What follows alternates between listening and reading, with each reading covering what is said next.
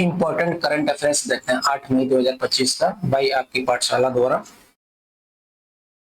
तो पहला प्रश्न है, हाल ही में quad Indo Pacific logistic network simulation कहाँ संपन्न हुआ। बोला है कि हाल ही में quad Indo Pacific logistic network simulation कहाँ संपन्न हुआ। ए टोक्यो में, बी नई दिल्ली में, सी हवाई में या डी कैनबरा में। कहाँ पे ये हुआ, ये संपन्न हुआ, कहाँ पे ये संपन्न हुआ है, ये हवाई।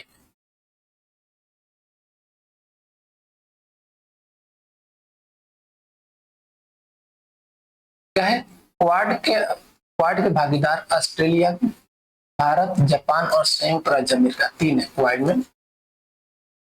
ठीक है, संयुक्त राज्य अमेरिका हवाई के होनोलुलु में, हवाई के होनोलुलु में स्थित एशिया प्रशांत सुरक्षा अध्ययन केंद्र में Indo Pacific logistic network simulation के हिस्से के रूप में टेबल टॉप अभ्यास करने के लिए एक साथ है। क्या एक साथ है, यह पहल इंडो पैसिफिक क्षेत्र में क्वाड देशों के बीच रणनीतिक समन्वय और लॉजिस्टिक इंटरऑपरेबिलिटी को बढ़ावा देने के लिए बनाई गई है। यह साझा मंच का उपयोग करके भागीदारों का लक्ष्य लॉजिस्टिक को सुव्यवस्थित करना, प्रतिक्रिया क्षमता में सुधार करना और क्षेत्रीय सुरक्षा सहयोग को मजबूत करना है। प्रशांत क्षेत्र में रणनीतिक रूप से स्थित हवाई एक इस महत्वपूर्ण बहुपक्षीय सिमुलेशन अभ्यास के लिए क्या है, एक आदर्श तटस्थ और केंद्रीय स्थल के रूप में कार्य करता है। अगला प्रश्न है, किस भारतीय राज्य ने प्रवासी श्रमिकों के बच्चों को शिक्षित करने के लिए ज्योति योजना शुरू की है। बोला है किस भारतीय राज्य ने प्रवासी श्रमिकों के बच्चों को शिक्षित करने के लिए ज्योति योजना शुरू की। ए तमिलनाडु, बी कर्नाटक में, सी आंध्र प्रदेश या डी केरल है। तो किसने शुरू की है, केरल।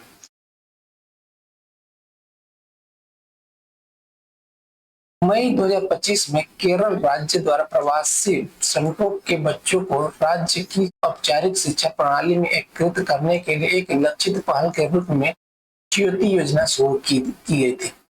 यह योजना 3 से 6 वर्ष की आयु के बच्चों को आंगनबाड़ियों में और 6 वर्ष और उससे अधिक आयु के बच्चों को सरकारी स्कूलों में दाखिला दिलाने पर केंद्रित है। यह बार-बार स्थानांतरण, दस्तावेजीकरण की कमी और सामाजिक हाशिए पर होने की बाधाओं को क्या संबोधित करता है, जो आमतौर पर प्रवासी बच्चों को निरंतर शिक्षा तक पहुंचने से रोकते हैं। महीने भर चलने वाले इस अभियान में स्थानीय स्वशासन, कुटुंबश्री कार्यकर्ता, स्कूली शिक्षक और पीटीए शामिल है और यह समावेशी विकास, कल्याण और यह सभी के लिए शिक्षा के प्रति केरल की व्यापक प्रतिबद्धता के अनुरूप है। अगला प्रश्न है, किस भारतीय राज्य ने महिला सशक्तिकरण के लिए आदिशक्ति अभियान शुरू किया। कौन सा अभियान शुरू किया, आदिशक्ति। ए मध्य प्रदेश में, बी गुजरात में, सी महाराष्ट्र में या डी राजस्थान में। तो किसने शुरू किया, किस राज्य ने इसको शुरू है, ये महाराष्ट्र राज्य। आदिशक्ति अभियान महाराष्ट्र राज्य द्वारा एक व्यापक महिला सशक्तिकरण पहल है जिसे एक प्रतिष्ठित समाज सुधारक अहिल्याबाई होलकर की 300वीं जयंती के उपलक्ष्य में शुरू किया गया है। 10.5 करोड़ रुपए के बजट के साथ यह अभियान सरकारी कल्याणकारी योजनाओं तक जमीनी स्तर तक पहुंच को बेहतर बनाने और कुपोषण, मातृ और शिशु मृत्यु दर, बाल विवाह और लिंग आधारित हिंसा जैसे प्रमुख मुद्दों को संबोधित करने पर केंद्रित है। यह पंचायती राज संस्थाओं के माध्यम से स्थानीय शासन में महिलाओं की भागीदारी को बढ़ावा देता है और ग्राम पंचायतों द्वारा किए गए उत्कृष्ट प्रयासों को मान्यता देने के लिए आदिशक्ति पुरस्कार शुरू करता है। अगला प्रश्न है, साइबर सुरक्षा कार्यक्रम में GISEC ग्लोबल 2025 किस शहर में आयोजित किया जा रहा है। GISEC ग्लोबल 2025 किस राज्य में आयोजित किया जा रहा है। ए रियाद में, बी दुबई में, सी दोहा में या डी मनामा में। कहाँ पे आयोजित किया जा रहा है, ये आयोजित किया जा रहा है कहाँ पे, ये दुबई में।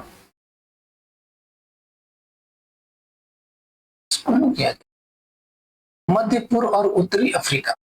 मध्य पूर्व और उत्तरी अफ्रीका क्षेत्र का सबसे बड़ा साइबर सुरक्षा कार्यक्रम GISEC global 2025 Dubai world trade centre में हो रहा है। इस कार्यक्रम में दुनिया भर से 750 से अधिक कंपनियां और 25,000 आगंतुक भाग ले रहे हैं।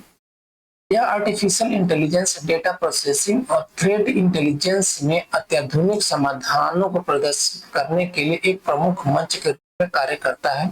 Data security council of India ने के नेतृत्व में भारत प्रमुख रूप से भाग ले रहा है। एआई केंद्रित साइबर सुरक्षा सामग्री 350 से अधिक घंटों के साथ यह कार्यक्रम क्षेत्र में वैश्विक तकनीकी नवाचार और साइबर रक्षा सहयोग के केंद्र के रूप में दुबई की भूमिका को रेखांकित करता है। अगला प्रश्न है 2025 फाइनल के 2025 फाइनल के दौरान पहली बार BUDX NBA हाउस का आयोजन भारत में कहाँ किया जाएगा?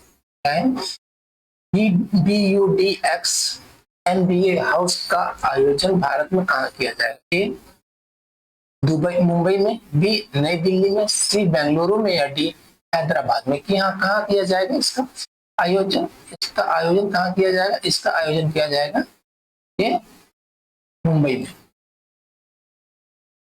BUDX NBA हाउस क्या है? बास्केटबॉल, संगीत और संस्कृति का जश्न मनाने वाला एक इमर्सिव और इंटरैक्टिव प्रशंसक अनुभव है जो 2025 NBA फाइनल के दौरान भारत में अपनी शुरुआत करने के लिए तैयार है।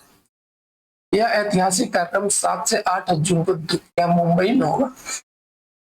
में होगा, जो पहली बार देश में इस तरह की प्रशंसक केंद्रित NBA पहल की मेजबानी कर रहा है। उपस्थित लोगों को डेरेक फिशर और गैरी पेटन जैसे NBA दिग्गजों द्वारा लाइव प्रदर्शन और प्रस्तुतियां देखने को मिलेंगी और इन्हें लैरी ओब्रायन ट्रॉफी सहित प्रतिष्ठित NBA तत्वों को देखने का मौका मिलेगा। मुंबई का चयन वैश्विक खेल योजनाओं की मेजबानी में शहर के बढ़ते महत्व को रेखांकित करता है। अगला प्रश्न, किस देश में यात्रा सुरक्षा बढ़ाने के लिए चिप आधारित ई पासपोर्ट पेश किया है? ए संयुक्त राज्य America, B United Kingdom, C Germany या डी भारत है। तो कौन ये चिप आधारित ई पासपोर्ट किसने पेश किया? ये भारत ने पेश किया। भारत ने यात्रा दस्तावेजों को आधुनिक और सुरक्षित बनाने के अपने प्रयासों के तहत चिप आधारित ई पासपोर्ट लॉन्च किए हैं। RFID चिप और बायोमेट्रिक डेटा से लैस इन पासपोर्टों का उद्देश्य भारतीय नागरिकों के लिए क्या अंतर्राष्ट्रीय यात्रा की सुरक्षा और दक्षता को बढ़ाना है। यह पल भारत को अमेरिका, ब्रिटेन और जर्मनी जैसे देशों के साथ जोड़ती है जो पहले से इस तरह की तकनीकी का उपयोग करते हैं। पासपोर्ट सेवा कार्यक्रम संस्करण 2.0 के तहत यह रोल आउट पासपोर्ट सुरक्षा में सुधार, धोखाधड़ी को कम करने और उन्नत ई पासपोर्ट प्रणालियों के साथ वैश्विक संगतता सुनिश्चित करने की दिशा में एक महत्वपूर्ण कदम है। अगला प्रश्न, पूर्वोत्तर भारत का पहला भूतापी उत्पादन किस भारतीय राज्य में खोदा गया था? क्या है? पूर्वोत्तर भारत का पहला भूतापी उत्पादन कुआं किस भारतीय राज्य में खोदा गया था? ए सिक्किम में, बी अरुणाचल प्रदेश में, सी मेघालय में या डी असम में। कहाँ पहला खोदा गया था? अरुणाचल प्रदेश में। अरुणाचल प्रदेश में पश्चिमी कामेंग जिले क्या है? अरुणाचल प्रदेश में पश्चिमी कामेंग जिले में स्थित दिरांग में पूर्वोत्तर भारत का पहला भूतापी उत्पादन हुआ और अच्छे ऊर्जा के क्षेत्र में एक अग्रणी उपलब्धि हासिल की है। पृथ्वी विज्ञान मंत्रालय और नॉर्वे और आइसलैंड के अंतर्राष्ट्रीय भागीदारों के समर्थन से पृथ्वी विज्ञान और हिमालय अध्ययन केंद्र के नेतृत्व में इस पहल का उद्देश्य अंतरिक्ष हीटिंग और कृषि प्रसंस्करण जैसे अनुप्रयोगों के लिए भूतापी ऊष्मा का उपयोग करना है। 2 साल के विस्तृत भूवैज्ञानिक और भू रासायनिक सर्वेक्षण के बाद इस साइट का चयन किया गया, जिसमें दिरांग को मध्यम से उच्च एंथैल्पी भूतापी क्षेत्र के रूप में पहचाना गया। यह विकास उच्च ऊंचाई और दूर दराज के क्षेत्र में अस्थायी ऊर्जा उपयोग की दिशा में एक क्या है? महत्वपूर्ण कदम। यह विकास उच्च ऊंचाई और दूर दराज के क्षेत्र में अस्थायी ऊर्जा उपयोग की दिशा में क्या एक महत्वपूर्ण कदम है।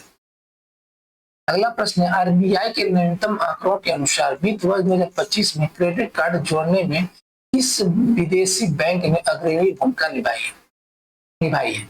ए सिटी बैंक और स्टैंडर्ड चार्टर्ड, बी बार्कलेज और डियूस बैंक ने, सी एचएसबीसी और अमेरिकन एक्सप्रेस ने, या डी डीबीएस बैंक और जेपी मॉर्गन ने। तो कौन सी है? क्या है 2025 में क्रेडिट कार्ड तो बोल रहा है कि क्रेडिट कार्ड जोड़ने में किस विदेशी बैंक ने अग्रणी भूमिका निभाई है? तो ये कौन है? ये है एचएसबीसी और अमेरिकन एक्सप्रेस। भारतीय रिजर्व बैंक के नवीनतम आंकड़ों के अनुसार वित्त वर्ष 2025 में शुद्ध क्रेडिट कार्ड जोड़ने के मामले में एचएसबीसी और अमेरिकन एक्सप्रेस का अग्रणी बैंक थे। एचएसबीसी ने 2,16,997 कार्ड जोड़े, जबकि अमेरिकन एक्सप्रेस 1,07,086 कार्ड जोड़े। यह वृद्धि पिछली गिरावट के बाद इन बैंकों के लिए एक मजबूत वापसी का संकेत देती है और यह भारत में क्रेडिट कार्ड के उपभोक्ता मांग में वृद्धि के व्यापक रुझान को दर्शाती है। समग्र बैंकिंग उद्योग में भी 8 मिलियन से अधिक नए क्रेडिट कार्ड जोड़े गए, जो डिजिटल भुगतान अपनाने और उपभोक्ता ऋण भूख में वृद्धि को उजागर करता है। अगला प्रश्न, आपातकालीन तैयारियों को बढ़ाने के लिए हाल ही में बेंगलुरु में आयोजित नागरिक सुरक्षा मॉक ड्रिल का नाम क्या है? ए ऑपरेशन अभ्यास, बी मिशन रक्षा, सी कैंप व्यायाम एक्सरसाइज सुरक्षा, या डी ऑपरेशन शक्ति। क्या नाम है? इसका नाम है ऑपरेशन अभ्यास। बेंगलुरु में आयोजित नागरिक सुरक्षा मॉक ड्रिल को ऑपरेशन अभ्यास नाम दिया गया था। इससे गृह मंत्रालय के निर्देश में कर्नाटक राज्य अग्निशमन और आपातकालीन सेवाओं द्वारा आपातकालीन तैयारियों को मजबूत करने के लिए एक राष्ट्रव्यापी पहल के हिस्से के रूप में आयोजित किया गया था। यह ड्रिल हलासू क्षेत्र में आयोजित की गई थी। कहाँ पे? हलासुरु क्षेत्र में आयोजित की गई थी और इसमें इमारतों को खाली करने, आग लगने की घटनाओं और मलबे से बचाव कार्यों जैसी आपात स्थितियों के यथार्थवादी सिमुलेशन शामिल थे। इसका उद्देश्य नागरिकों को संकट की स्थिति में प्रतिक्रिया करने के तरीके के बारे में शिक्षित करना था। खासकर पहलगाम में एक घातक आतंकवादी हमले के बाद बढ़ते राष्ट्रीय तनाव के बीच समन्वित अभ्यास ने सार्वजनिक जागरूकता और अंतर एजेंसी प्रतिक्रिया क्षमताओं के महत्व पर प्रकाश डाला। अगला प्रश्न है, विश्व थैलेसीमिया दिवस प्रतिवर्ष किस तारीख को मनाया जाता है? ए 17 अप्रैल को, बी 8 मई को, सी 14 जून को, या डी 28 जुलाई को। कब मनाया जाता है? ये मनाया जाता है 8 मई को। विश्व थैलेसीमिया दिवस हर साल 8 मई को थैलेसीमिया के बारे में जागरूकता बढ़ाने के लिए मनाया जाता है। यह एक गंभीर वंशानुगत रक्त विकार है जो शरीर की सामान्य हीमोग्लोबिन बनाने की क्षमता को प्रभावित करता है। इस स्थिति के परिणाम स्वरूप गंभीर एनीमिया और अन्य स्वास्थ्य जटिलताएं हो सकती हैं। इस दिन का उद्देश्य विकार के बारे में लोगों की समझ बढ़ाना, परीक्षण और उपचार को बढ़ावा देना और प्रभावित लोगों की सहायता करना। 2025 का थीम है थैलेसीमिया के लिए एक साथ समुदायों को एकजुट करना, रोगियों को प्राथमिकता देना। इसका थीम है रोगी देखभाल को बढ़ाने और बेहतर परिणामों के लिए अनुसंधान और नीति को आगे बढ़ाने के लिए चिकित्सा समुदायों, परिवारों और सहायता संगठनों के बीच सहयोग के महत्व पर जोर देती है। अगला प्रश्न है, IMDEX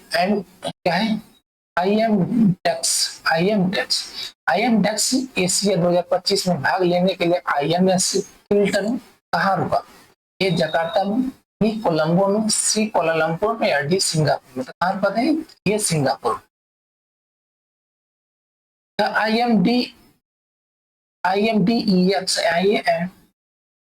IMDEX एशिया 2025 में भाग लेने के लिए INS किल्टन सिंगापुर में डॉक किया गया, जो एक प्रमुख अंतर्राष्ट्रीय समुद्री रक्षा प्रदर्शनी है।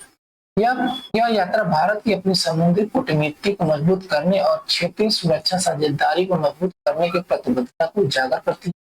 यह जुड़ाव भारत और सिंगापुर के बीच घनिष्ठ एवं रणनीतिक नौसैनिक संबंधों को दर्शाता है और जो समुद्री सुरक्षा सहयोग में आपसी हितों को रेखांकित करता है। चालक दल के संपर्क और आउटरीच कार्यक्रम का उद्देश्य वैश्विक सेनाओं के साथ अंतर संचालन को बढ़ाना, भारत की नौसैनिक क्षमताओं का प्रदर्शन करना और हिंद प्रशांत क्षेत्र में समुद्री मुद्दों के बारे में अधिक जागरूकता को बढ़ावा देना। मेजबान शहर के रूप में सिंगापुर का चयन क्षेत्रीय समुद्री मामलों में इसकी केंद्रीय भूमिका को रेखांकित करता है। अगला प्रश्न, विश्व रेड क्रॉस और रेड क्रिसेंट। विश्व रेड क्रॉस और रेड क्रिसेंट दिवस प्रतिवर्ष किस तारीख को मनाया जाता है? ए 8 मई को, बी 1 जून को, सी 25 अप्रैल को या डी 10 मई को? कब मनाया जाता है? ये 8 मई को मनाया जाता है। रेड क्रॉस और रेड क्रिसेंट मूवमेंट के मानवीय प्रयासों का सम्मान करने के लिए हर साल के 8 मई को विश्व रेड क्रॉस और रेड क्रिसेंट दिवस मनाया जाता है। यह तिथि इसलिए चुनी गई क्योंकि यह हेनरी डुनेंट की जयंती है। क्या हेनरी डुनेंट की जयंती, जो रेड क्रॉस की अंतरराष्ट्रीय समिति का संस्थापक और नोबेल शांति पुरस्कार के पहले प्राप्तकर्ता थे। पहली बार 1948 में अंतरराष्ट्रीय रेड क्रॉस दिवस के रूप में मनाया गया। 1984 में इसका नाम बदलकर वर्तमान शीर्षक कर दिया गया। 2025 का विषय क्या है? थीम है मानवता को जीवित रखना। क्या इसका थीम है? मानवता को जीवित रखना। संघर्ष, आपदा और स्वास्थ्य संकटों से प्रभावित लोगों को राहत और सहायता प्रदान करने के लिए इस वैश्विक आंदोलन के अस्थायी मिशन पर जोर देता है। कुछ महत्वपूर्ण डेट देख लेते हैं। 1 मई को अंतर्राष्ट्रीय मजदूर दिवस या मई दिवस मनाया जाता है और 1 मई को ही महाराष्ट्र और गुजरात दिवस भी मनाया जाता है। 2 मई को विश्व सोना दिवस, 3 मई को प्रेस स्वतंत्रता दिवस, 4 मई को कोयला खनिक दिवस मनाया जाता है। 4 मई को ही मनाया जाता है अंतर्राष्ट्रीय अग्निशमन दिवस। विश्व हास्य दिवस भी 4 मई को मनाया जाता है। 6 मई को अंतर्राष्ट्रीय नो डाइट डे मनाया जाता है। 6 मई को ही मनाया जाता है विश्व अस्थमा दिवस, मई का पहला मंगलवार। 7 मई को विश्व एथलेटिक्स दिवस मनाया जाता है। 8 मई को विश्व रेड क्रॉस दिवस और थैलेसीमिया दिवस भी मनाया जाता है 8 मई। थैंक यू, धन्यवाद।